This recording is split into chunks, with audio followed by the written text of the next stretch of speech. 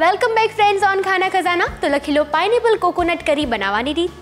Pineapple coconut કરી બનાવવા માટે તેલ 1 ટીસ્પૂન, સૂકા લાલ મરચાં 2 નંગ, રાઈ અડધી ટીસ્પૂન, સમારેલું લસણ અડધી ટીસ્પૂન, સમારેલી ડુંગળી અડધી ટીસ્પૂન, લીમડાના પાન 2 થી 3 નંગ, દૂધ 100 ml, કોપરાનું છીણ 3 tablespoon, coconut milk 3 tablespoon, લીલું મરચું અડધી ટીસ્પૂન, પાઇનેપલના ટુકડા 1 બાઉલ, ક્રીમ 1 ટીસ્પૂન, મીઠું સ્વાદ અનુસાર.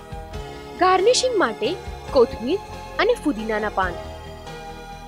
પાઇનેપલ કોકોનટ કરી બનાવવા માટે સૌપ્રથમ પેનમાં તેલ, સૂકા લાલ મરચાં, રાઈ, લસણ, ડુંગળી, લીમડાના પાન, દૂધ અને કોપરાનું છીણ એડ કરીને થોડી વાર સુધી હલાવી લો. ત્યારબાદ પેનમાં કોકોનટ મિલ્ક અને પાઇનેપલ એડ કરીને થોડી વાર સુધી કૂક થવા દો.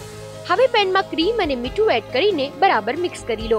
બરાબર મિક્સ થઈ જાય એટલે સર્વિંગ બાઉલમાં એડ કરીને કોથમીર અને ફુદીના વડે ગાર્નિશિંગ કરીને સર્વ કરી લો. તો તૈયાર છે પાઇનેપલ કોકોનટ કરી.